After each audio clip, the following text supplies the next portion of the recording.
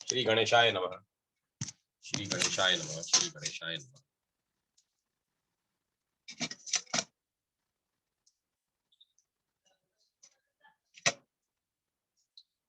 श्री गणेशाय नमः। संक्षिप्त पद्म पुराण पाताल खंड। सीता जी का आगमन, यज्ञ का आरंभ, अश्व की मुक्ति, उसके पूर्व जन्म की कथा, यज्ञ का उपसंहार और राम भक्ति तथा अश्वमेध कथा श्रवण की महिमा। शेष जी कहते हैं, मुने, तदंतर लक्ष्मण ने आकर पुनः जानकी जी के चरणों में प्रणाम किया।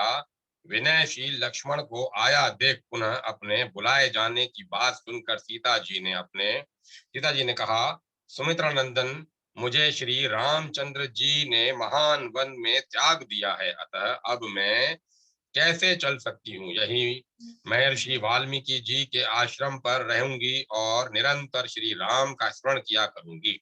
उनकी बात सुनकर लक्ष्मण ने कहा, माता जी, आप पतिव्रता हैं, श्री रघुनाथ जी बारंबार आपको बुला रहे हैं।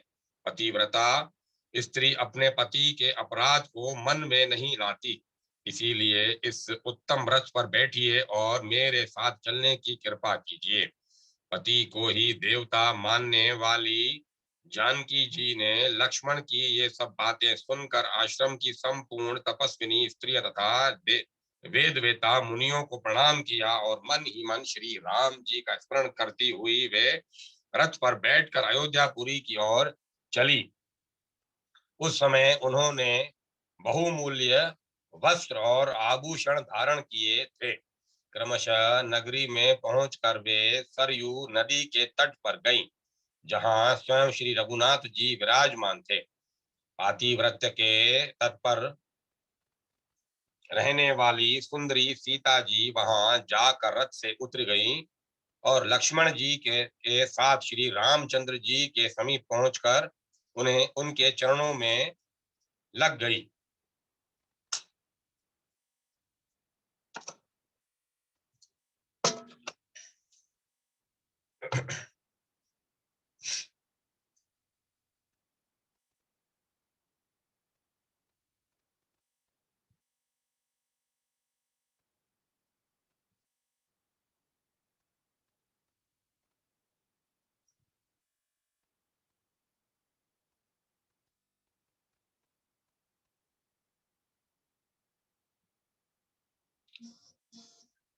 प्रेम भेला जानकी जी को आई देख श्री रामचंद्र जी बोले, साध्वी, इस समय तुम्हारे साथ मैं यज्ञ की समाप्ति करूंगा। तत्पश्चात सीता जी महर्षि वाल्मीकि तथा अन्य मैं ब्रह्म ऋषियों को नमस्कार करके माताओं के चरणों में प्रणाम करने के लिए उत्कंठा पूर्वक उनके पास गईं। वीर पुत्रों को जन्म देने वाली अपनी प्यारी बहू जानकी जी को आती देख कौशल्या जी को बड़ा हर्ष हुआ। उन्होंने सीता जी को बहुत आशीर्वाद दिया। कैकेयी जी ने भी वेदेह नंदिनी को अपने चरणों में प्रणाम करती देखकर आशीर्वाद देते हुए कहा, बेटी, तुम अपने पति और पुत्रों के साथ चिर काल तक जीवित रहो। इसी प्रकार सुमित्रा जी ने भी पुत्रवती जानकी जी को अपने पैर पर खड़ी देख उत्तम आशीर्वाद प्रदान किया। श्री रामचंद्र जी की प्यारी पत्नी सती साध्वी सीता सबको प्रणाम करके बहुत प्रसन्न हुई। श्री रघुनाथ जी की धर्म पत्नी को उपस्थित देख महर्षि कुंभज ने सोने की सीता जी को हटा दिया और उसकी जगह उन्हीं को बिठाया।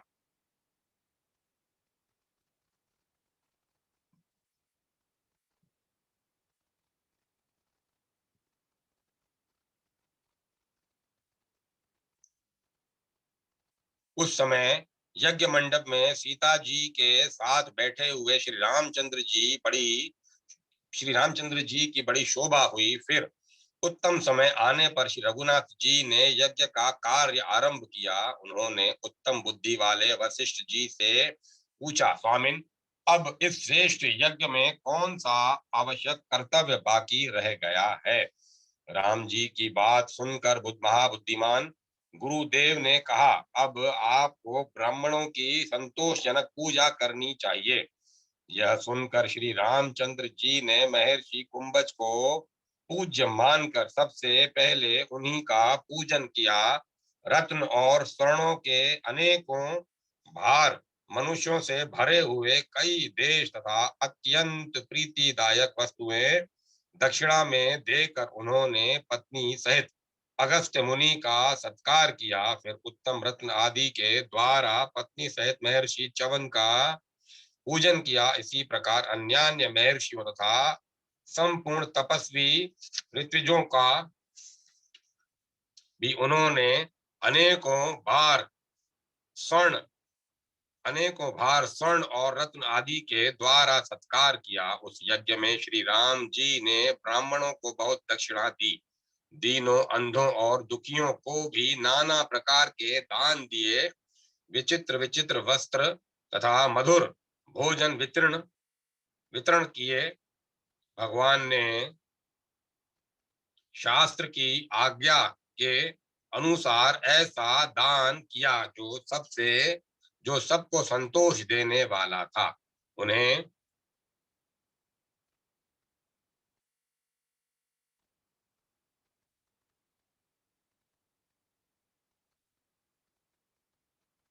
उन्हें सबको दान देते देख महर्षि कुंभज को बड़ी प्रसन्नता हुई। उन्होंने अश्व को नहलाने के निमित्त अमृत के समान जल मंगाने के लिए 64 राजाओं को उनकी रानियों सहित बुलाया। श्री रामचंद्र जी सब प्रकार के अलंकार से सुशोभित सीता जी के साथ सोने के घड़े में जल ले आने के लिए गए। उनके पीछे मांडवी के साथ भरत, उर्मिला के साथ लक्ष्मण, श्रुति कीर्ति के साथ शत्रुघ्न, कांतिमती के साथ पुष्कल, कोमला के साथ लक्ष्मी निधि, महामूर्ति के साथ विभीषण, सोम नौहारी के साथ सुरत और मोहना के साथ सुग्रीव भी चले।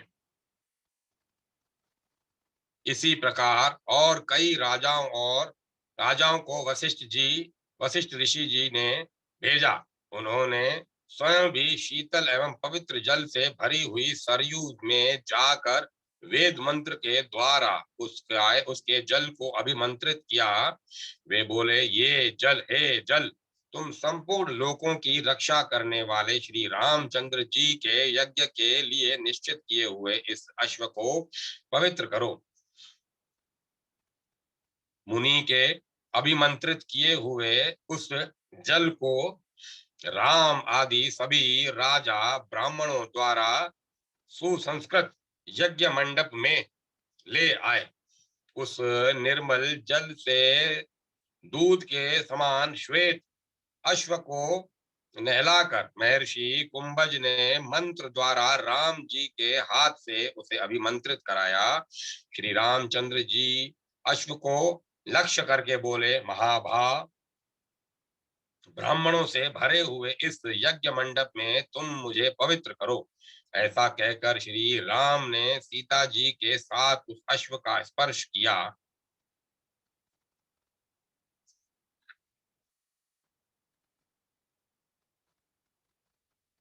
उस समय संपूर्ण ब्राह्मणों को कौतूहलवश यह बड़ी विचित्र बात मालूम पड़ी। वे आपस में कहने लगे, अहो, जिनके नाम का स्मरण करने से मनुष्य बड़े बड़े पापों से छुटकारा पा जाते हैं, वे ही श्री रामचंद्र जी यह क्या कह रहे हैं? क्या अश्व उन्हें पवित्र करेगा? यज्ञ मंडप में श्री राम जी के हाथ का स्पर्श होते ही उस अश्व ने पशु शरीर का परित्याग करके तुरंत दिव्य रूप धारण कर लिया। घोड़े का शरीर छोड़कर दिव्य रूपधारी मनुष्य के रूप में प्रकट हुए उस अश्व को देखकर यज्ञ में आए हुए सब लोगों को बड़ा विस्मय हुआ। यद्यपि श्री रामचंद्र जी स्वयं सब कुछ जानते थे, तो भी सब लोगों को इस रहस्य का ज्ञान कराने के लिए उन्होंने पूछा, दिव्य शरीर धारण करने वाले पुरुष, तुम कौन हो? अश्व योनि में क्यों पड़े थे? तथा इस समय क्या करना चाहते हो, ये सब बातें बताओ। राम जी की बात सुनकर दिव्य रूपधारी पुरुष ने कहा, भगवान आप बाहर और भीतर सर्वत्र व्याप्त हैं, अतः आपसे कोई बात छिपी ही नहीं है। फिर भी यदि पूछ रहे हैं तो मैं आपसे सब कुछ ठीक ठीक बता रहा हूँ। पूर्व जन्म में मैं एक परम धर्मात्मा ब्राह्मण था, किंतु मुझसे एक अपराध हो गया। महाभाव, एक दिन मैं पाप हारिणी सरयू के तट पर गया और वहां स्नान, पितरों का तर्पण और तथा विधि पूर्वक दान करके वेदोक्त रीति से आपका ध्यान करने लगा। महाराज, उस समय मेरे पास बहुत से मनुष्य आए और उन सबको ठगने के लिए मैंने कई प्रकार का दंभ प्रकट किया। इसी समय महातेजस्वी महर्षि दुर्वासा अपने इच्छा के अनुसार पृथ्वी पर विचरते हुए वहां आए और सामने खड़े होकर मुझ दम्भी को देखने लगे। मैंने मौन धारण कर रखा था, न तो उठकर उन्हें अर्घ्य दिया और न उनके प्रति कोई स्वागत पूर्ण वचन ही मुंह से निकाला। मैं उन्मत्त हो रहा था। महामती दुर्वासा का स्वभाव तो यूं ही तीक्ष्ण है। मुझे दंभ करते देख वे और भी प्रचंड क्रोध के वशीभूत हो गए तथा शाप देते हुए बोले, तपसाधम, यदि तू सरयू के तट पर ऐसा घोर दंभ कर रहा है तो पशु योनि को प्राप्त हो जा। मुनि के दिए हुए शाप को सुनकर मुझे बड़ा दुख हुआ और मैंने उनके चरण पकड़ लिए। रघुनंदन, तब मुनि ने मुझ पर महान अनुग्रह किया। वे बोले, तापस, तू श्री रामचंद्र जी के अश्वमेघ यज्ञ का अश्व बनेगा। फिर भगवान के हाथ का स्पर्श होने से तू दंभहीन दिव्य एवं मनोहर रूप धारण कर परम पद को प्राप्त हो जाएगा। महर्षि का दिया हुआ यह शाप भी मेरे लिए अनुग्रह बन गया। राम, अनेकों जन्मों के पश्चात देवता आदि के लिए भी जिसकी प्राप्ति होनी कठिन है, वही आपकी उंगलियों का अत्यंत दुर्लभ स्पर्श आज मुझे प्राप्त हुआ है। महाराज, अब आज्ञा दीजिए, मैं आपकी कृपा से महत पद को प्राप्त हो रहा हूँ, जहाँ न शोक है, न जरा, न मृत्यु और है, न काल का विलास। उस स्थान को जाता हूँ। राजन, यह सब आपका ही प्रसाद है। यह कहकर उसने श्री रघुनाथ जी की परिक्रमा की और श्रेष्ठ विमान पर बैठकर भगवान के चरणों की कृपा से वह उनके सनातन धाम को चला गया। उस दिव्य पुरुष की बातें सुनकर अन्य साधारण लोगों को भी श्री रामचंद्र जी की महिमा का ज्ञान हुआ और वे सब के सब परस्पर आनंद मग्न होकर बड़े विस्मय में पड़े। महाबुद्धिमान बादशाहन जी, सुनिए, दंभ पूर्वक स्मरण करने पर भी भगवान श्री हरि मोक्ष प्रदान करते हैं। फिर यदि दंभ छोड़कर उनका भजन किया जाए तब तो कहना ही क्या है। जैसे भी हो, श्री रामचंद्र जी का निरंतर स्मरण करना चाहिए, जिससे उस परम पद की प्राप्ति होती है, जो देवता आदि के लिए भी दुर्लभ है। अश्व की मुक्ति रूप विचित्र व्यापार देखकर मुनियों ने अपने को भी करतार समझा, क्योंकि वे स्वयं भी श्री रामचंद्र जी के चरणों के दर्शन और कर स्पर्श से पवित्र हो रहे थे। तदंतर मुनि श्रेष्ठ वशिष्ठ जी ने संपूर्ण देवताओं का मनोभाव समझने में निपुण थे। बोले, रघुनंदन, आप देवताओं को कर्पूर भेंट कीजिए, जिससे वे स्वयं प्रत्यक्ष प्रकट होकर हविष ग्रहण करेंगे। यह सुनकर श्री रामचंद्र जी ने देवताओं की प्रसन्नता के लिए शीघ्र ही बहुत सुंदर कर्पूर अर्पण किया। उस इससे महर्षि वशिष्ठ जी के हृदय में बड़ी प्रसन्नता हुई और उन्होंने अद्भुत रूप धारी देवताओं का आवाहन किया। मुनि के आवाहन करने पर एक ही क्षण में संपूर्ण देवता अपने अपने परिवार सहित वहां आ पहुंचे। शेष जी कहते हैं, मुने, इस यज्ञ में दी जाने वाली हवि श्री रामचंद्र जी की दृष्टि पड़ने से अत्यंत पवित्र हो गई थी। देवताओं सहित इंद्र अपना उसका आस्वादन करने लगे। उन्हें तृप्ति नहीं होती थी, अधिकाधिक अन्न लेने की इच्छा बनी रहती थी। नारायण, महादेव, ब्रह्मा, वरुण, कुबेर तथा अन्य लोकपाल सब के सब तृप्त हो अपना अपना भाग लेकर अपने धाम को चले गए। होता का कार्य करने वाले जो प्रधान प्रधान ऋषि थे, उन सबको भगवान ने चारों दिशाओं में राज्य दिया तथा उन सबको भगवान ने चारों दिशाओं में राज्य दिया तथा उन्होंने भी संतुष्ट होकर श्री रघुनाथ जी को उत्तम आशीर्वाद दिए। तत्पश्चात वशिष्ठ जी ने पूर्णाहुति पूर्णाहुति करके कहा, सौभाग्यवती सौभाग्यवती स्त्रियां आकर यज्ञ की पूर्ति करने वाले महाराज की संवर्धना अभ्युदय कामना करें। उनकी बात सुनकर स्त्रियां उठी और बड़े बड़े राजाओं द्वारा पूजित श्री रामचंद्र जी के ऊपर जो अपने सौंदर्य से कामदेव को भी परास्त कर रहे थे, अत्यंत हर्ष के साथ लाजा खील की वर्षा करने लगी। इसके बाद महर्षि ने श्री रामचंद्र जी को अवभृत यज्ञांत स्नान के लिए प्रेरित किया। तब श्री रघुनाथ जी आत्मीय जनों के साथ सरयू के उत्तम तट पर गए। उस समय जो लोग सीतापति के मुख चंद्र का अवलोकन करते, वे एक टक दृष्टि से देखते ही रह जाते थे। उनकी आंखें स्थिर हो जाती, जिनके हृदय में चिरंतन काल से भगवान के दर्शन की लालसा लगी हुई थी, वे लोग महाराज श्री राम को सीता के साथ सरयू की ओर जाते देखकर आनंद में मग्न हो गए। अनेकों नट और गंधर्व उज्जवल यश का गान करते हुए सर्वलोक नमस्कृत महाराज के पीछे पीछे गए। नदी का मार्ग झुंड के झुंड स्त्री पुरुषों से भरा था।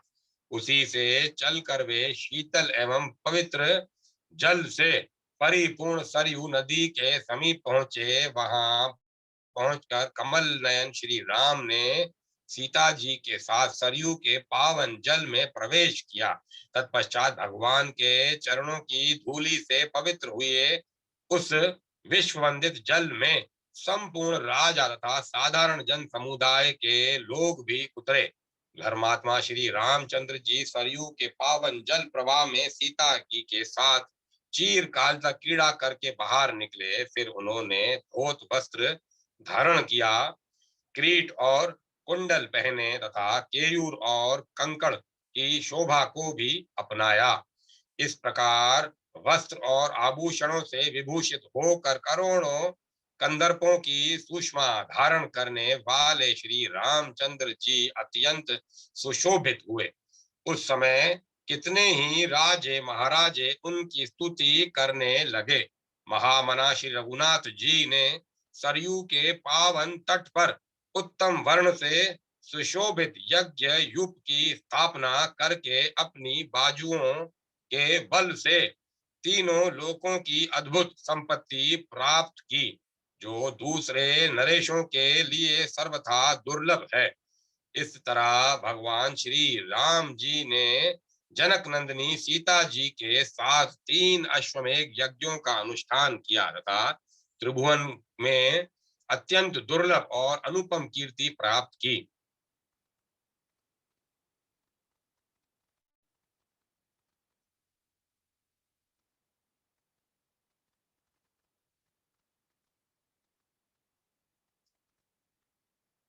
वात्सायन जी, आपने जो श्री रामचंद्र जी की उत्तम कथा के विषय में प्रश्न किया था, उसका उपयुक्त प्रकार से वर्णन किया गया।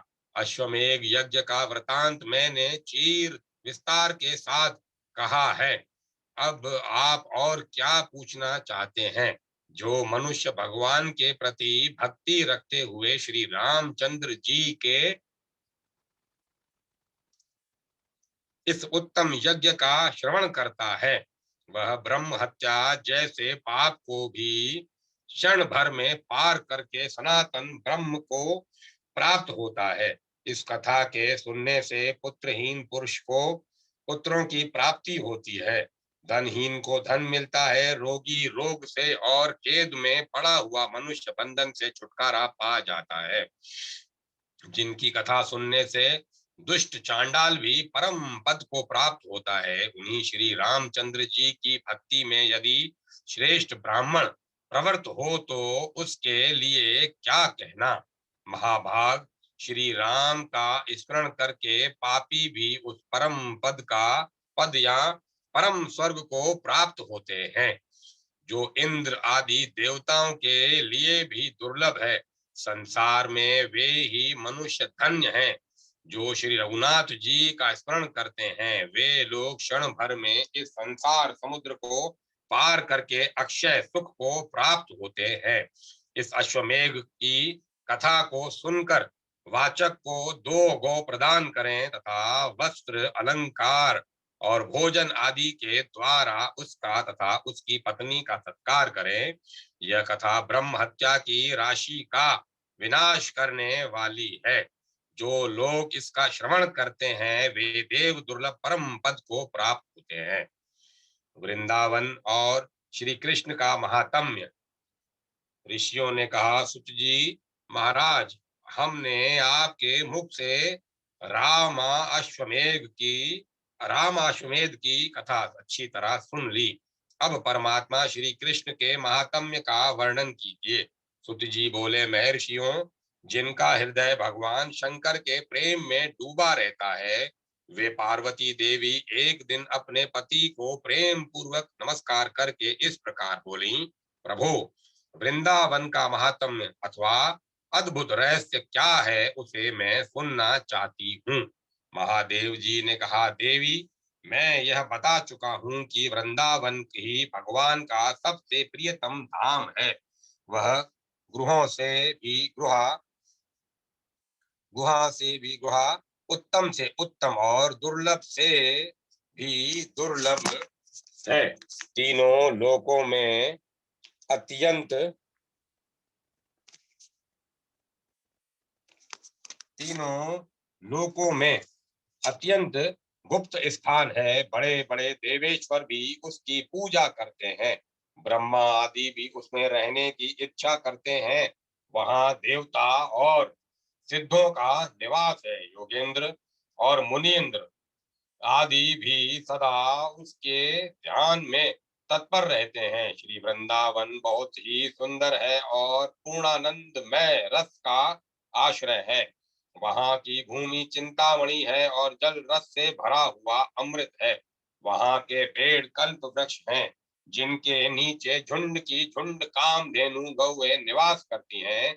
वहाँ की प्रत्येक स्त्री लक्ष्मी और हरेक पुरुष विष्णु है, क्योंकि वे लक्ष्मी और विष्णु के दशांश में से प्रकट हुए हैं। इस वृंदावन में सदा शाम तेज विराजमान रहता है, जिसकी नित्य निरंतर किशोरावस्था 15 वर्ष की उम्र बनी रहती है। वह आनंद का मूर्तिमान विग्रह है। उसमें संगीत, नृत्य और वार्तालाप आदि की अद्भुत योग्यता है। उसके मुख पर सदा मंद मुस्कान की छटा छाई रहती है। जिनका अंतःकरण शुद्ध है, जो प्रेम से परिपूर्ण है, ऐसे वैष्णव जन ही उस वन का आश्रय लेते हैं। वह वन पूर्ण ब्रह्मानंद में निमग्न है। वहां ब्रह्म के ही स्वरूप की स्फुरणा होती है। वास्तव में वह वन ब्रह्मानंद में ही है। वहां प्रतिदिन पूर्ण चंद्रमा का उदय होता है। सूर्य देव अपनी मंद रश्मियों के द्वारा उस वन की सेवा करते हैं। वहां दुख का नाम भी नहीं है। उसमें जाते ही सारे दुखों का नाश हो जाता है। वह जरा और मृत्यु से रहित स्थान है। वहां क्रोध और मत्सरता का प्रवेश नहीं है। भेद और अहंकार की भी वहां पहुंच नहीं होती। वह पूर्ण आनंद में अमृत रस से भरा हुआ अखंड प्रेम सुख का समुद्र है, तीनों गुणों से परे है और महान प्रेम धाम है। वहाँ प्रेम की पूर्ण रूप से अभिव्यक्ति हुई है। जिस वृंदावन के वृक्ष आदि ने भी पुलकित होकर प्रेम जनित आनंद के आंसू बरसाए हैं, वहाँ के चेतन वैष्णवों की स्थिति के संबंध में क्या कहा जा सकता है। भगवान श्री कृष्ण की चरण रज का स्पर्श होने के कारण वृंदावन इस भूतल पर नित्य धाम के नाम से प्रसिद्ध है। वह सहस्त्र दल कमल का केंद्र स्थान है। उसके स्पर्श मात्र से यह पृथ्वी तीनों लोकों में धन्य समझी जाती है। भूमंडल में वृंदावन गुहा से भी गृहतम, रमणीय, अविनाशी तथा परमानंद से परिपूर्ण स्थान है। वह गोविंद का अक्षय धाम है। उसे भगवान के स्वरूप से भिन्न नहीं समझना चाहिए। वह अखंड ब्रह्मानंद का आश्रय है, जहाँ की धूलि का स्पर्श होने मात्र से मोक्ष हो जाता है। उस वृंदावन के महात्म्य का किस प्रकार वर्णन किया जा सकता है। इसीलिए देवी, तुम संपूर्ण चित्त से अपने हृदय के भीतर उस वृंदावन का चिंतन करो तथा उसकी विहार स्थलियों में किशोर विग्रह श्री कृष्णचंद्र का ध्यान करती रहो। पहले बता आए हैं कि वृंदावन सहस्त्र दल कमल का केंद्र स्थान है। कलिंद कन्या यमुना उस कमल कर्णिका की प्रदक्षिणा किया करती है। उनका जल अनायास ही मुक्ति प्रदान करने वाला और गहरा है। वह अपनी सुगंध से मनुष्यों का मन मोह लेता है। उस जल में आनंददायिनी सुधा से मिश्रित घनीभूत मकरंद रस की प्रतिष्ठा है। पद्म और उत्पल आदि नाना प्रकार के पुष्पों से यमुना जी का स्वच्छ सलील आने अनेक रंग का दिखाई देता है। अपनी चंचल तरंगों के कारण वह जल अत्यंत मनोहर और रमणीय प्रतीत होता है। पार्वती जी ने पूछा, दयानिधे भगवान श्री कृष्ण का आश्चर्य में सौंदर्य और श्री विग्रह कैसा है? मैं उसे सुनना चाहती हूँ, कृपया बताइए, बतलाइए। महादेव जी ने कहा, देवी, परम सुंदर वृंदावन के मध्य भाग में एक मनोहर भवन के भीतर अत्यंत उज्जवल योग पीठ है। उसके ऊपर माणिक्य का बना हुआ सुंदर सिंहासन है। सिंहासन के ऊपर अष्टदल कमल है, जिसकी कर्णिका अर्थात मध्य भाग में सुखदायी आसन लगा हुआ है। यह वही भगवान श्री कृष्ण का उत्तम स्थान है। उसकी महिमा का क्या वर्णन किया जाए। वही भगवान गोविंद विराजमान होते हैं। वैष्णव वृंद उसकी उनकी सेवा में लगा रहता है। भगवान का वज्र, उनकी अवस्था और उनका रूप, ये सभी दिव्य हैं। उन श्री कृष्ण ही वृंदावन के अधीश्वर हैं। वे ही ब्रज ब्रज के राजा हैं।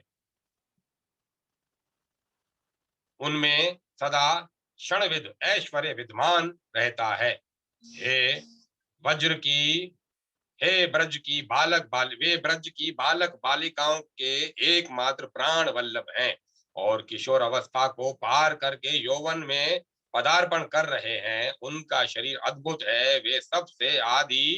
कारण वे सबके आदि कारण हैं, किंतु उनका आदि कोई भी नहीं है। वे नंद गोप के लिए पुत्र स्वरूप से प्रकट हुए हैं, परंतु वास्तव में अजन्मा एवं नित्य ब्रह्म हैं, जिन्हें वेद की श्रुतियां सदा ही खोजती रहती हैं। उन्होंने गोपी जनों का चित्त चुरा लिया है। वे ही परम धाम है। उनका स्वरूप सबसे उत्कृष्ट है। उनका श्री विग्रह दो भुजाओं से सुशोभित है। वे गोकुल के अधिपति हैं। ऐसे गोपी नंदन श्री कृष्ण का इस प्रकार ध्यान करना चाहिए। भगवान की कांति अत्यंत सुंदर और अवस्था नूतन है। वे बड़े स्वच्छ दिखाई देते हैं। उनके शरीर की आभा श्याम रंग की है, जिसके कारण उनकी झांकी बड़ी मनोहर जान पड़ती है। उनका विग्रह नूतन मेघमाला के समान अत्यंत स्निग्ध है। वे कानों में मनोहर कुंडल धारण किए हुए हैं। उनकी कांति खिले हुए नील कमल के समान जान पड़ती है। उनका स्पर्श सुखद है। वे सबको सुख पहुंचाने वाले हैं। वे अपनी सांवली छटा से मन को मोह लेते हैं। उनके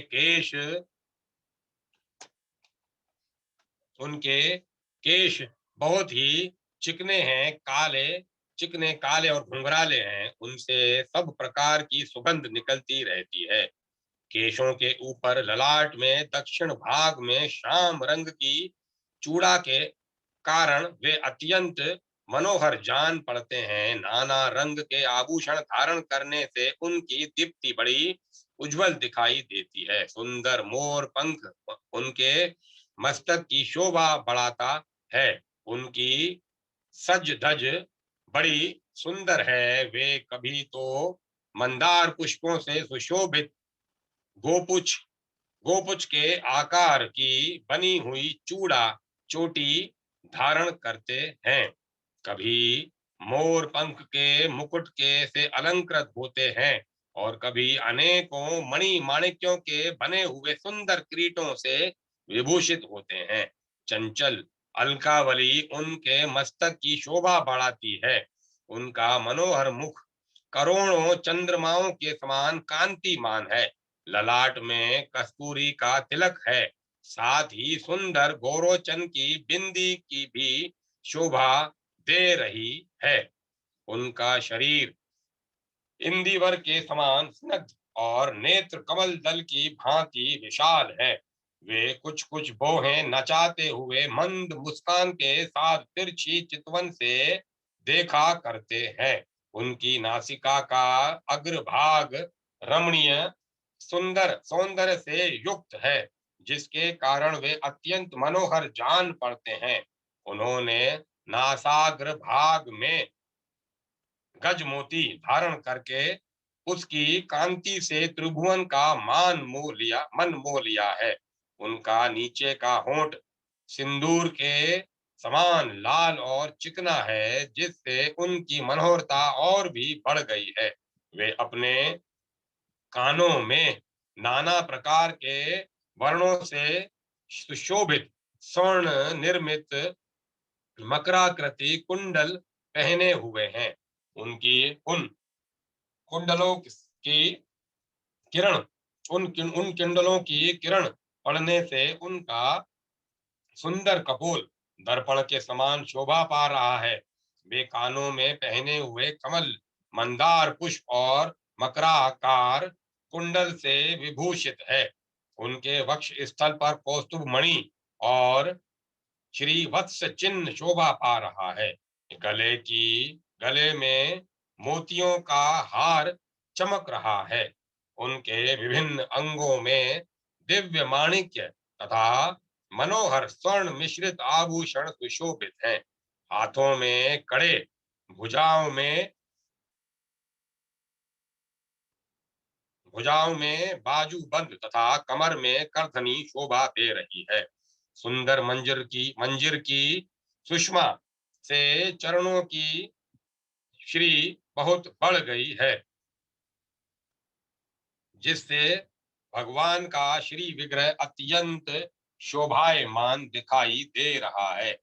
श्री अंगों में कपूर अगरू कपूर अगुरु कस्तूरी और चंदन आदि सुगंधित द्रव्य शोभा पा रहे हैं। गोरोचन आदि से मिश्रित दिव्य अंग रागों द्वारा विचित्र पत्र भंगी रंग बिरंगे चित्र आदि की रचना की गई है। कटी से लेकर पैरों के अग्र भाग तक चिकने पीतांबर से शोभायमान है। भगवान का नाभि कमल गंभीर है। उसके नीचे की रोमावलियों तक माला लटक रही है। उनके दोनों घुटने सुंदर गोलाकार हैं तथा कमलों की शोभा धारण करने वाले चरण बड़े मनोहर जान पड़ते हैं। हाथ और पैरों के तलुए ध्वज वज्र अंकुश और कमल के चिन्ह से सुशोभित है तथा उनके ऊपर नख रूपी चंद्रमा की किरणावलियों का प्रकाश पड़ रहा है। सनक सनंदन आदि योगेश्वर अपने हृदय में भगवान के इसी स्वरूप की झांकी करते हैं। उनकी त्रिभंगी छवि है। उनके श्री अंग इतने सुंदर हैं, इतने मनोहर है, मानो सृष्टि की समस्त निर्माण सामग्री का सार निकाल कर बनाए गए हों। जिस समय वे गर्दन मोड़ कर खड़े होते हैं, उस समय उनका सौंदर्य इतना बढ़ जाता है कि उसके सामने अनंत कोटि कामदेव लज्जित होने लगते हैं। बाएं कंधे पर झुका हुआ उनका सुंदर कपोल बड़ा भला मालूम होता है। उनके स्वर्ण में कुंडल जगमगाते रहते हैं। वे तिरछी चितवन और मंद मुस्कान से सुशोभित होने वाले करोड़ों कामदेवों से भी अधिक सुंदर हैं। सिकोड़े हुए होंठ पर वंशी रखकर बजाते हैं और उसकी मीठी तान से त्रिभुवन को मोहित करते हुए सबको प्रेम सुधा के समुद्र में निमग्न कर रहे हैं। पार्वती जी ने कहा, देव देवेश्वर, आपके उपदेश से यह ज्ञात हुआ कि गोविंद नाम से प्रसिद्ध भगवान श्री कृष्ण ही इस जगत के परम कारण हैं। वे ही परम पद हैं, वृंदावन के अधीश्वर हैं तथा नित्य परमात्मा हैं। प्रभु, अब मैं यह सुनना चाहती हूँ कि श्री कृष्ण का गूढ़ रहस्य, महात्म्य और सुंदर ऐश्वर्य क्या है, आप उसका वर्णन कीजिए। श्री महादेव जी ने कहा, देवी, जिनके चरण तुल्य चरण नखों की किरणों के महात्म्य का भी अंत नहीं है, जिनके चंद्र तुल्य चरण नखों की किरणों के महात्म्य का भी अंत नहीं है, उन्हीं भगवान श्री कृष्ण की महिमा के संबंध में मैं कुछ बातें बता रहा हूं, तुम आनंद पूर्वक श्रवण करो। सृष्टि, पालन और संहार की शक्ति से युक्त जो ब्रह्मा आदि देवता हैं, वे सब श्री कृष्ण के ही वैभव हैं। उनके रूप का जो करोड़वा अंश है, उसके भी करोड़ अंश आने पर एक एक अंश कला से असंख्य काम देवों की उत्पत्ति होती है, जो इस ब्रह्मांड के भीतर व्याप्त होकर जगत के जीवों को मोह में डालते रहते हैं। भगवान के श्री विग्रह की शोभामयी कांति के कोटि कोटि अंश से चंद्रमा का आविर्भाव हुआ है। श्री कृष्ण के प्रकाश के करोड़वें अंश से जो किरणें निकलती हैं, वे ही अनेकों सूर्यों के रूप में प्रकट होती हैं। उनके साक्षात श्री अंग से जो रश्मियां प्रकट होती हैं, वे परमानंद में रसामृत से परिपूर्ण है। परम आनंद और परम चैतन्य ही उनका स्वरूप है। उन्हीं से इस विश्व के ज्योतिर्मय जीव जीवन धारण करते हैं, जो भगवान के ही कोटि कोटि अंश हैं।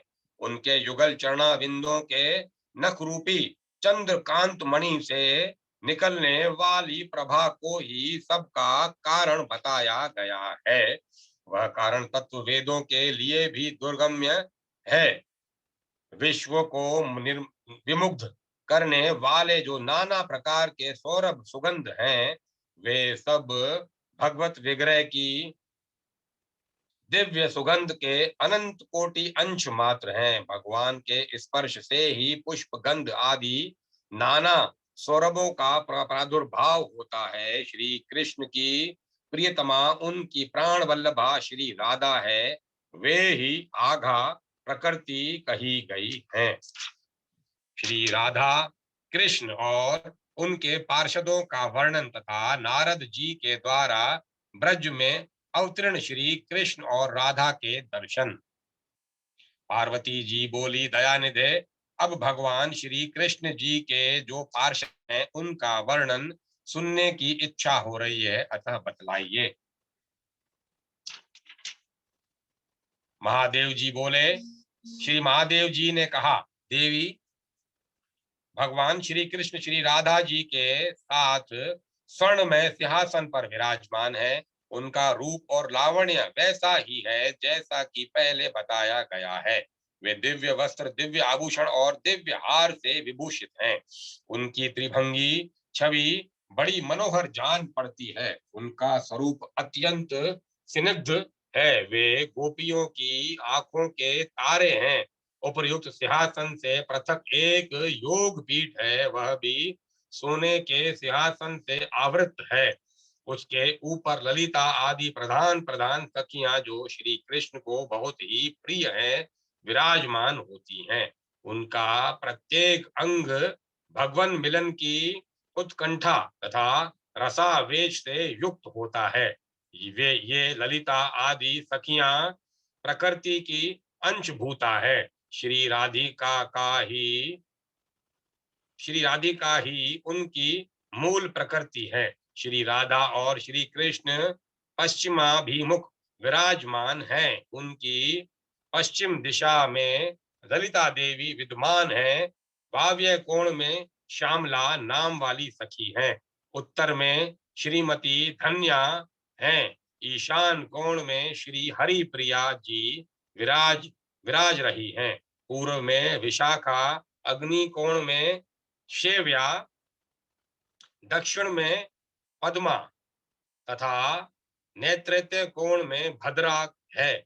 इसी क्रम से ये 8 सखियां इसी क्रम से ये 8 सखियां योग पीठ पर विराजमान हैं।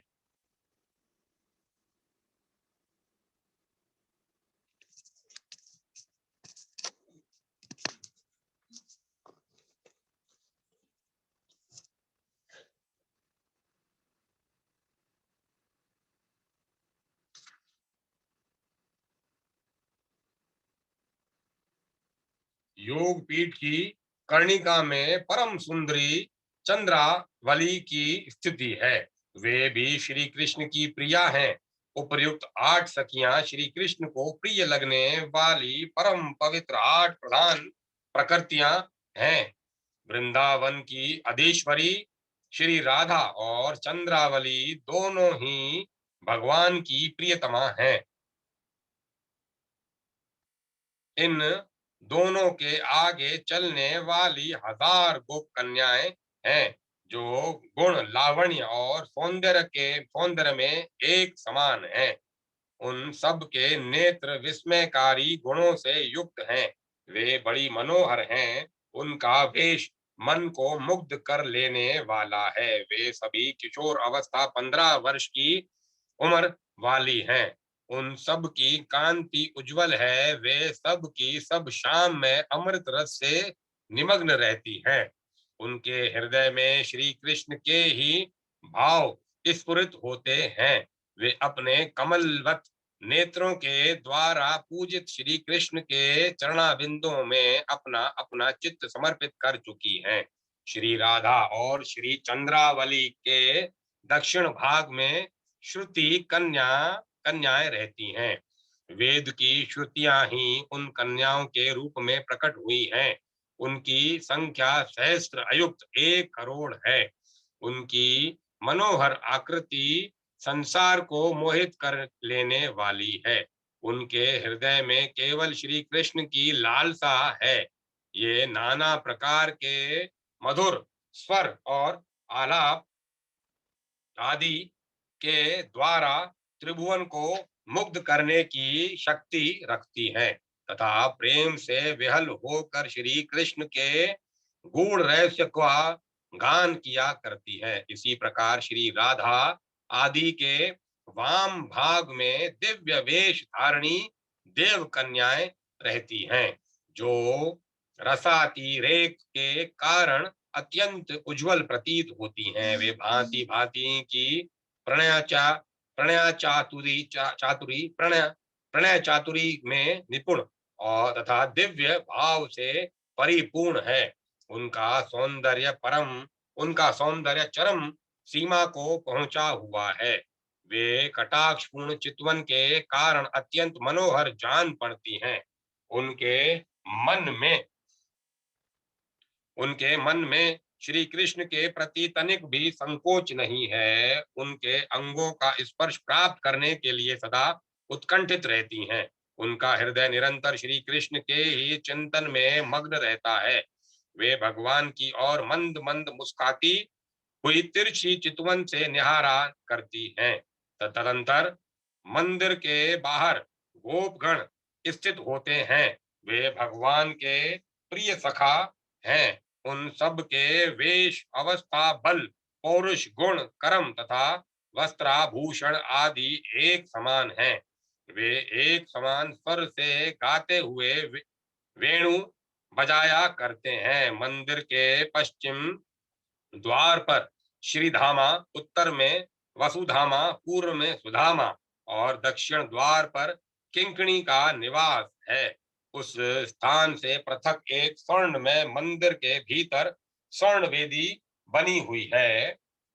उसके ऊपर सोने के आभूषणों से विभूषित स्वर्ण पीठ है, जिसके ऊपर अंशु, भद्र आदि हजारों ग्वाल बाल विराजते हैं। वे सब के सब एक समान सींग, वीणा, वेणु, बेत की छड़ी, किशोरावस्था, मनोहर वेश, सुंदर आकार तथा मधुर स्वर धारण करते हैं। वे भगवान के गुणों का चिंतन करते हुए उनका गान करते हैं तथा भगवत प्रेम में रस से विहल रहते हैं। ध्यान में स्थिर होने के कारण वे चित्र लिखित से जान पड़ते हैं। उनका रूप आश्चर्यजनक सौंदर्य से युक्त होता है। वे सुंदर आनंद के आंसू बहाया करते हैं। उनके संपूर्ण अंगों में रोमांच छाया रहता है तथा वे अधीश्वरों की भांति सदा विस्मय विमुग्ध रहते हैं। अपने थनों से दूध बहाने वाली असंख्य गौएं उन्हें घेरे रहती हैं। वहां से बाहर के भाग में एक सोने की चार दीवारी है, जो करोड़ों सूर्यों के समान दीप्तिमान दिखाई देती हैं। उसके चारों ओर बड़े बड़े उद्यान हैं, जिसकी मनोहर सुगंध सब और फैली रहती है, जो मन और इंद्रियों को वश में रखते हुए सदा पवित्र भाव से श्री कृष्ण चरित्र का भक्ति पूर्वक पाठ या श्रवण करता है, उसे भगवान श्री कृष्ण की प्राप्ति होती है। पार्वती जी ने पूछा, भगवान अत्यंत मोहक रूप धारण करने वाले श्री कृष्ण ने गोपियों के साथ किन किन विशेषताओं के कारण क्रीड़ा की, इस रहस्य का मुझसे वर्णन कीजिए।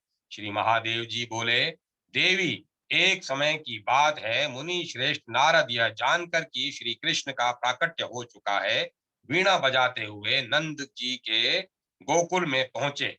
वहां जाकर उन्होंने देखा, महायोग माया के स्वामी सर्वव्यापी भगवान अच्युत बालक का स्वांग धारण किए नंद जी के घर में कोमल बिछोनों से युक्त सोने के पलंग पर सो रहे हैं और गोप कन्याएं बड़ी प्रसन्नता के साथ निरंतर उनकी ओर निहार रही हैं। भगवान का श्री विग्रह अत्यंत सुकुमार था। उनके काले काले घुंघराले बाल सब और बिखरे हुए थे।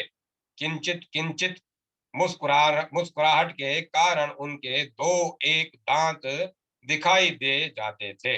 वे अपनी प्रभा से समूचे घर के भीतरी भाग में प्रकाश फैला रहे थे। नग्न शिशु के रूप में भगवान की झांकी करके नारद जी को बड़ा हर्ष हुआ। वे भगवान के प्रिय भक्त तो थे ही, गोपति नंद जी से बातचीत करके सब बातें बताने लगे। नंद राय जी, भगवान के भक्तों का जीवन अत्यंत दुर्लभ होता है।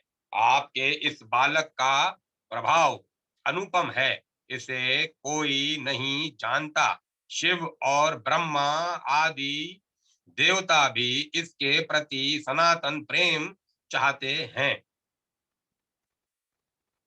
इस बालक का चरित्र सबको हर्ष प्रदान करने वाला होगा। भगवत भक्त पुरुष इस बालक की लीलाओं का श्रवण, गायन और अभिनंदन करते हैं।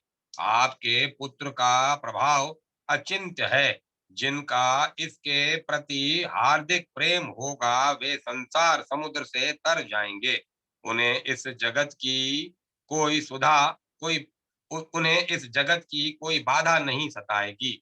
अतः नंद जी, आप भी इस बालक के प्रति निरंतर अनन्य भाव से प्रेम कीजिए। यूं कहकर मुनि श्रेष्ठ नारद जी नंद के घर से निकले। नंद ने भी भगवत बुद्धि से उनका पूजन किया और प्रणाम करके उन्हें विदा दी। तदंतर वे महाभागवत मुनि मन ही मन सोचने लगे, जब भगवान का अवतार हो चुका है तो उनकी परम प्रियतमा भगवती भी अवश्य अवतीर्ण हुई होंगी। वे भगवान की क्रीड़ा के लिए गोपी रूप धारण करके निश्चय ही प्रकट हुई होंगी। इसमें तनिक भी संदेह की बात नहीं है।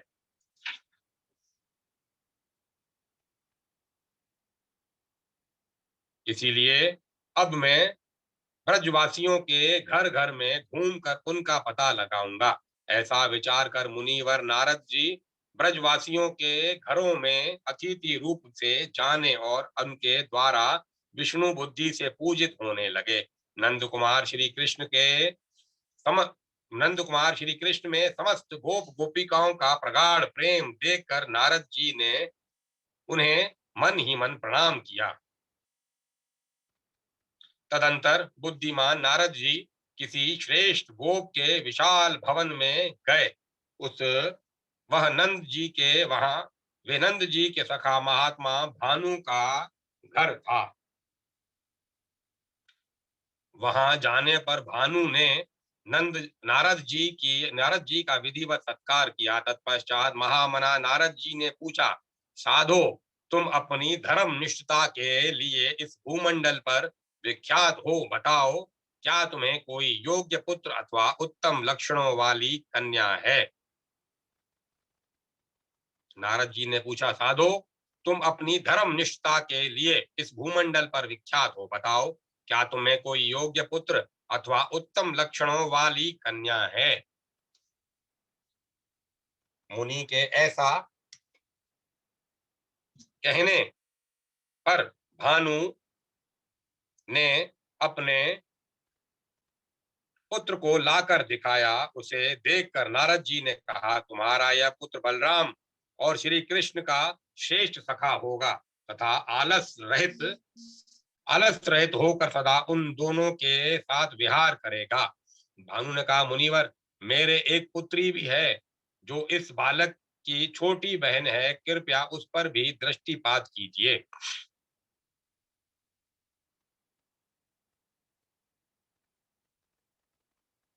यह सुनकर नारद जी के मन में बड़ा कौतूहल हुआ। उन्होंने घर के भीतर प्रवेश करके देखा, भानु की कन्या धरती पर लौट रही हैं। नारद जी ने उसे अपनी गोद में उठा लिया। उस समय उनका चित्त अत्यधिक स्नेह के कारण विहल हो रहा था। महामुनि नारद भगवत प्रेम के साक्षात स्वरूप हैं। बाल रूप श्री कृष्ण को देखकर उनकी जो अवस्था हुई थी, वही इस कन्या को भी देखकर हुई। उनका मन मुग्ध हो गया। वे एकमात्र रस के आश्रय भूत परमानंद के समुद्र में डूब गए। 4 घड़ी तक नारद जी पत्थर की भांति निश्चेष्ट बैठे रहे। उसके बाद उन्हें चेत हुआ। फिर मुनीश्वर ने धीरे धीरे अपने दोनों नेत्र खोले और महान आश्चर्य में मग्न होकर वे चुपचाप स्थित हो गए। तत्पश्चात वे महाबुद्धिमान महर्षि मन ही मन इस प्रकार सोचने लगे, मैं सदा स्वच्छंद विचरने वाला हूँ। मैंने कभी लोकों में भ्रमण मैंने कई लोकों में मैंने सभी लोकों में भ्रमण किया है, परंतु रूप में इस बालिका की समानता करने वाली स्त्री कहीं नहीं देखी है। महामाया स्वरूपिणी गिरिराज कुमारी भगवती उमा को भी देखा है, किंतु वे भी इस बालिका की शोभा को कदापि नहीं पा सकती। लक्ष्मी, सरस्वती, कांति तथा विद्या आदि सुंदरी स्त्रियां तो कभी इसके सौंदर्य की छाया का भी स्पर्श करती नहीं दिखाई देती। अतः मुझ में इसके तत्व को समझने की किसी प्रकार शक्ति नहीं है। यह भगवान की प्रियतमा है, इसे प्राय दूसरे लोग भी नहीं जानते। इसके दर्शन मात्र से ही श्री कृष्ण के चरण कमलों में मेरे प्रेम की जैसी वृद्धि हुई है, वैसी आज के पहले कभी भी नहीं हुई थी। अतः अब मैं एकांत में इस देवी की स्तुति करूंगा। इसका स्वरूप श्री कृष्ण को अत्यंत आनंद प्रदान करने वाला होगा। ऐसा विचार कर मुनि ने गोप प्रवर भानु को कहीं भेज दिया और स्वयं एकांत में उस दिव्य रूप धारणी बालिका की स्तुति करने लगे। देवी, तुम महायोगमयी हो, माया की अधेश्वरी हो, तुम्हारा तेज पुंज महान है, तुम्हारे दिव्यांग मन को अत्यंत मोहित करने वाले हैं, तुम महान माधुर्य की वर्षा करने वाली हो, तुम्हारा हृदय अत्यंत अद्भुत रसानुभूति जनित आनंद से शिथिल रहता है।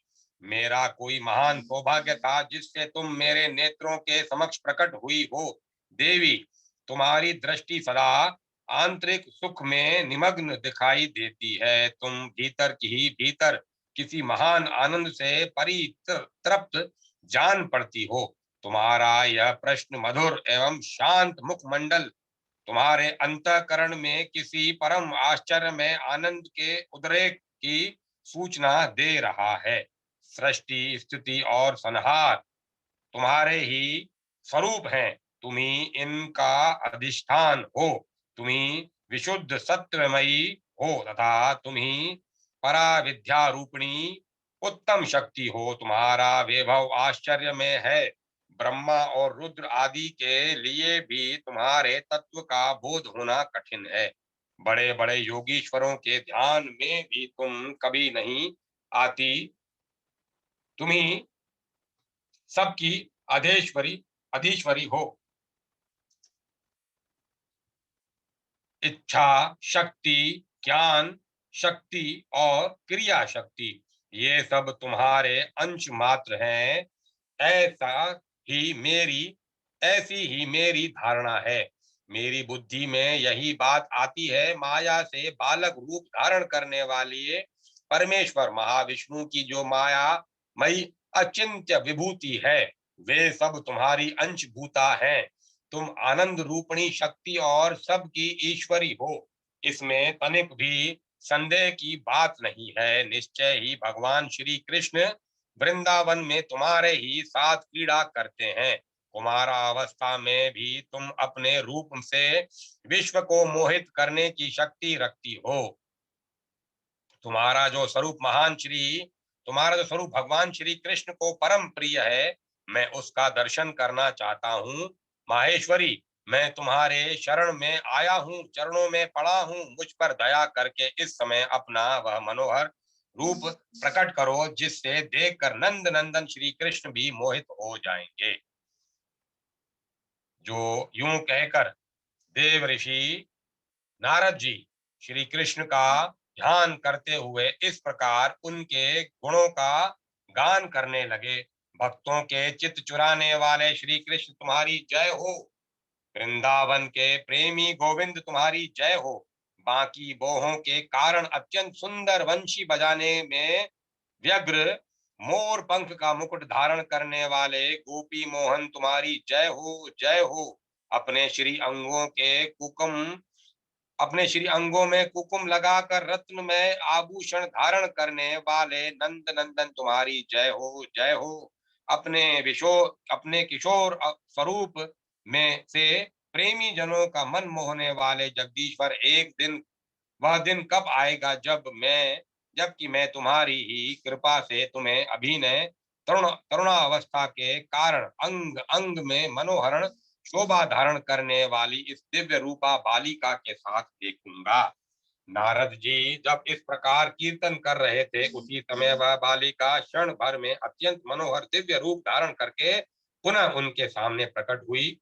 वह रूप 14 वर्ष की अवस्था के अनुरूप और सौंदर्य की परम सीमा को पहुंचा हुआ था। तत्काल ही उसी तत्काल ही उसी के समान अवस्था वाली दूसरी वज्र बालाएं भी दिव्य वस्त्र धार आभूषण और मालाओं से सुसज्जित हो वहां आ पहुंची तथा भानु कुमारी को सब ओर से घेर कर खड़ी हो गईं। मुनीश्वर नारद जी की सत्वन शक्ति से ने जवाब दे दिया। मुनीश्वर नारद जी की सत्वन शक्ति ने जवाब दे दिया। वे आश्चर्य से मोहित हो गए। तब उन वज्र ब्रज बालाओं ने कृपा पूर्वक अपनी सखी का चरणों तक लेकर मुनि के ऊपर छिटा दिया।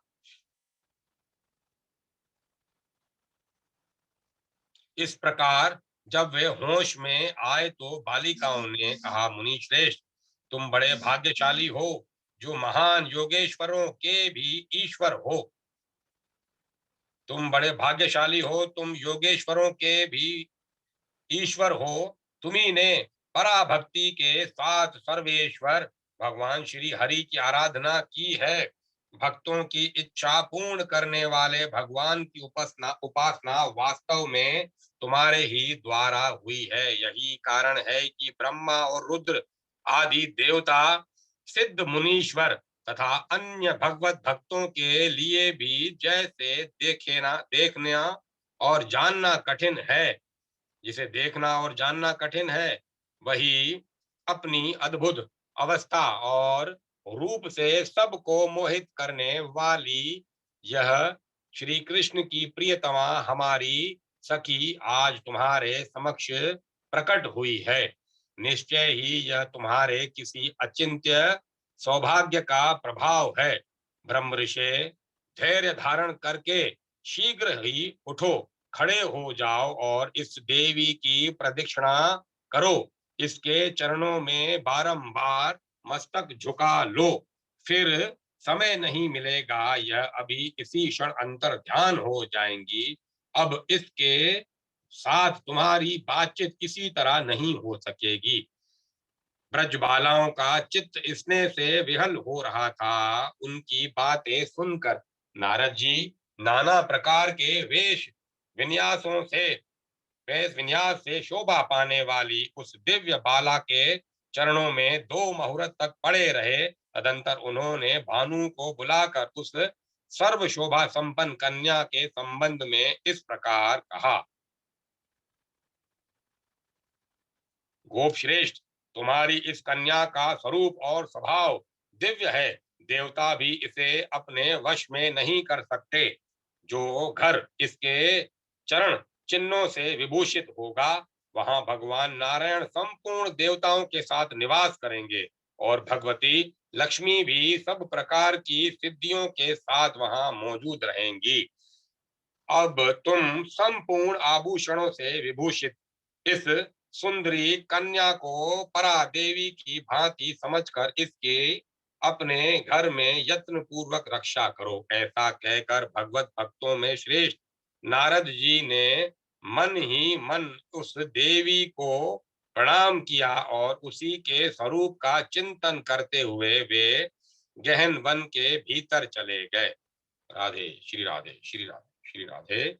भगवान के परा परात्पर स्वरूप श्री कृष्ण की महिमा तथा मथुरा के महात्म्य का वर्णन।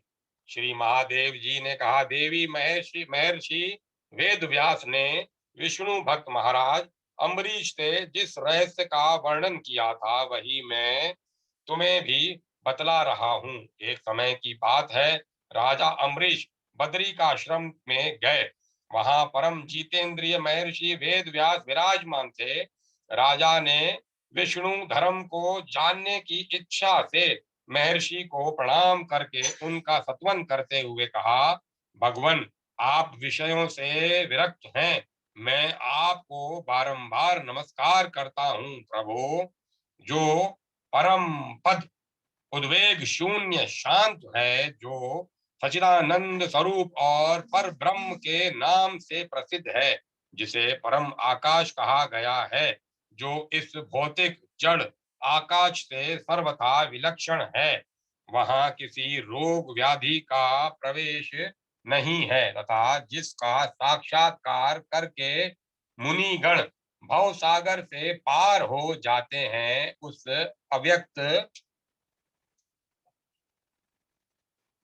अव्यक्त परमात्मा में मेरे मन की नित्य स्थिति कैसे हो। वेद व्यास जी बोले, राजन, तुमने अत्यंत गोपनीय प्रश्न किया है। जिस आत्मानंद के विषय में मैंने अपने पुत्र सुखदेव को भी कुछ नहीं बतलाया था, वही आज तुम को बता रहा हूं, क्योंकि तुम भगवान के प्रिय भक्त हो। पूर्व काल में यह सारा विश्व ब्रह्मांड जिसके रूप में स्थित रहकर अव्यक्त और अविकारी स्वरूप से प्रतिष्ठित था, उसी परमेश्वर के रहस्य का वर्णन किया जाता है। सुनो, प्राचीन समय में मैंने फल मूल पत्र जल वायु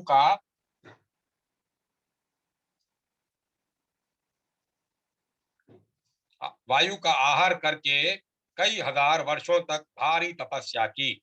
इससे भगवान मुझ पर बहुत प्रसन्न हुए और उन्होंने अपने ध्यान में लगे रहने वाले मुझ भक्त से कहा, महामते, तुम कौन सा कार्य करना अथवा किस विषय को जानना चाहते हो। श्री राधे, श्री राधे। मैं प्रसन्न हूं, तुम मुझसे कोई वर मांगो। संसार का बंधन तभी तक रहता है जब तक कि मेरा साक्षात्कार नहीं हो जाता। यह मैं तुमसे सच्ची बात बता रहा हूं। यह सुनकर मेरे शरीर में रोमांच हो आया है।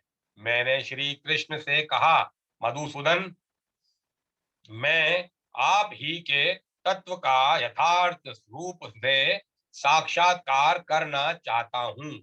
नाथ, जो इस जगत का पालक और प्रकाशक है, उपनिषदों में जिसे सत्य स्वरूप पर ब्रह्म बतलाया गया है, आपका वही अद्भुत रूप मेरे समक्ष प्रकट हो, यही मेरी प्रार्थना है। श्री भगवान ने कहा, महर्षि, मेरे विषय में लोगों की भिन्न भिन्न धारणाएं हैं। कोई मुझे प्रकृति कहते हैं, कोई पुरुष, कोई ईश्वर मानते हैं, कोई धर्म। किन्हीं किन्हीं के मत में मैं सर्वथा भय रहित मोक्ष स्वरूप हूँ। कोई भाव सत्ता स्वरूप मानते हैं और कोई कोई कल्याण में सदा शिव बतलाते हैं। इसी प्रकार दूसरे लोग मुझे वेदांत प्रतिपादित अद्वितीय सनातन ब्रह्म मानते हैं, किंतु वास्तव में जो सत्ता स्वरूप और निर्विकार है, सत्य चित्त और आनंद ही जिसका विग्रह है तथा वेदों में जिसका रहस्य छिपा हुआ है, अपना वह परमार्थिक स्वरूप आज तुम्हारे सामने प्रकट करता हूं। देखो राजन, भगवान के इतना कहते ही मुझे एक बालक का दर्शन हुआ जिसके स्वरूप की कांति नील मेघ के समान शाम थी। वह गोप कन्याओं और ग्वाल बालों से घिरकर हंस रहा था। वे भगवान श्याम सुंदर थे, जो पित्त वस्त्र धारण किए कदम्ब की जड़ पर बैठे हुए थे। उनकी झांकी अद्भुत थी। उनके साथ ही नूतन पल्लवों से अलंकृत वृंदावन नाम वाला वन भी दृष्टि गोचर हुआ। इसके बाद मैंने नील कमल की आभा धारण करने वाली कलिंद कन्या यमुना के दर्शन किए। फिर गोवर्धन पर्वत पर दृष्टि पड़ी, जिसे श्री कृष्ण तथा बलराम ने इंद्र का घमंड चूर करने के लिए अपने हाथों पर उठाया था। उस पर्वत वह पर्वत गौओं तथा गोपों को बहुत सुख देने वाला है। गोपाल श्री कृष्ण अब अबलाओं के साथ बैठकर बड़ी प्रसन्नता के साथ वेणु बजा रहे थे। उनके शरीर पर सब प्रकार के आभूषण शोभा पा रहे थे। उनका दर्शन करके मुझे बड़ा हर्ष हुआ। तब वृंदावन में विचरने वाले भगवान ने स्वयं मुझसे कहा, मुने, तुमने जो इस दिव्य सनातन रूप का दर्शन किया है, यही मेरा निष्कल, निष्क्रिय, शांत और सच्चिदानंद में पूर्ण विग्रह है। इस कमल लोचन स्वरूप से बढ़कर दूसरा कोई उत्कृष्ट तत्व नहीं है। वेद इसी स्वरूप का वर्णन करते हैं। यही कारणों का भी कारण है। यही सत्य परमानंद स्वरूप चिदानंद घन सनातन और शिव तत्व है। तुम मेरी इस मथुरापुरी में नित्य तुम मेरी इस मथुरापुरी को नित्य समझो। यह वृंदावन, यह यमुना और गोप कन्या तथा ग्वाल बाल सभी नित्य हैं। यहाँ जो मेरा अवतार हुआ है वह भी नित्य है। इसमें संशय न करना। राधा मेरी सदा की प्रियतमा है। मैं सर्वज्ञ परात्पर सर्व काम सर्वेश्वर तथा सर्वानंद मैं परमेश्वर हूँ। मुझ में ही यह सारा विश्व जो माया का विलास मात्र है प्रतीत हो रहा है। तब मैंने जगत के कारणों के भी कारण भगवान से कहा, नाथ, ये गोपियां और ग्वाल कौन है तथा यह वृक्ष कैसा है? तब वे बड़े प्रेम से बोले, मुने, गोपियों को श्रुतियां समझो और तथा देव कन्याएं भी इनके रूप में प्रकट हुई हैं। तपस्या में लगे हुए मुमुक्षु मुनि भी इन ग्वाल बालों के साथ के रूप में दिखाई दे रहे हैं। ये सभी मेरे आनंद में विग्रह हैं। यह कदम्ब कल्प वृक्ष है जो परमानंद में श्री कृष्ण का एकमात्र आश्रय बना हुआ है तथा यह पर्वत भी अनादि काल से मेरा भक्त है। इसमें तनिक भी संदेह नहीं है। अहो, कितने आश्चर्य की बात है कि दूषित चित्त वाले मनुष्य मेरी इस उत्कृष्ट सनातन एवं मनोहरम पुरी को, जिसकी देवराज इंद्र, नागराज, अनंत तथा बड़े बड़े मुनीश्वर भी स्तुति करते हैं, नहीं जानते। यद्यपि काशी आदि अनेकों मोक्षदायिनी पुरियां विद्यमान है, तथापि उन सब में मथुरापुरी ही धन्य है, क्योंकि यह अपने क्षेत्र में जन्म, उपनयन, मृत्यु और दाह संस्कार इन चारों की कारणों से मनुष्यों को मोक्ष प्रदान करती है। जब तक आदि साधनों के द्वारा मनुष्यों के अंतःकरण शुद्ध एवं शुभ संकल्पों शुभ शुभ संकल्प से युक्त हो जाते हैं और वे निरंतर ध्यान रूपी धन का संग्रह करने लगते हैं, तभी उन्हें मथुरा की प्राप्ति हो जाती है। मथुरावासी धन्य हैं जो देवताओं के लिए भी माननीय है। उनकी महिमा की गणना नहीं हो सकती। मथुरा वासियों के जो दोष हैं वे नष्ट हो जाते हैं। उनमें जन्म लेने और मरने का दोष नहीं देखा जाता। जो निरंतर मथुरापुरी का चिंतन करते हैं वे निर्धन होने पर भी धन्य हैं, क्योंकि मथुरा में भगवान भूतेश्वर का निवास है।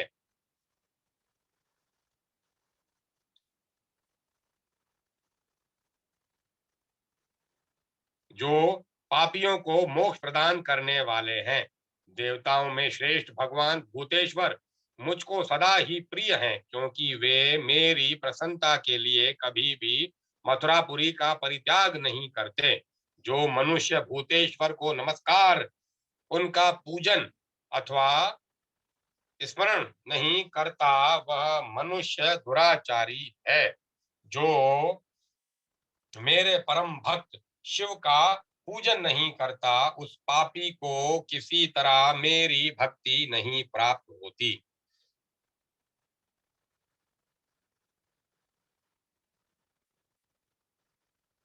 ध्रुव ने बालक होने पर भी जहां मेरी आराधना करके उस परम विशुद्ध स्थान को प्राप्त किया जो उसके बाप दादाओं को भी नहीं नसीब हुआ था, वह मेरे मथुरापुरी वह मेरी मथुरापुरी देवताओं के लिए भी दुर्लभ है।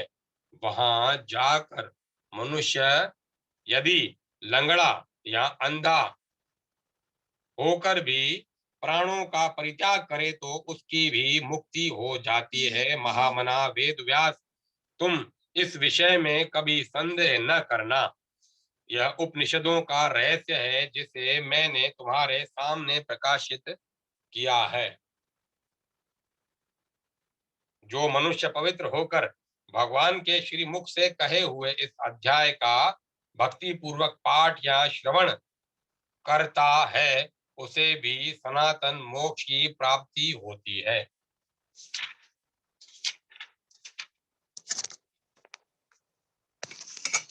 भगवान श्री कृष्ण के द्वारा ब्रज तथा द्वारका में निवास करने वालों की मुक्ति, वैष्णवों की द्वादश शुद्धि, 5 प्रकार की पूजा, शालग्राम के स्वरूप और महिमा का वर्णन, तिलक की विधि, अपराध और उनसे छूटने के उपाय, हविषान और तुलसी की महिमा। अब मैं कथा को यहीं विराम देता हूँ, कल इसका आगे कल आनंद लेंगे। श्री राधे श्री राधे श्री राधे। जय श्री कृष्ण जय श्री कृष्ण जय श्री जय श्री राम जय श्री जय श्री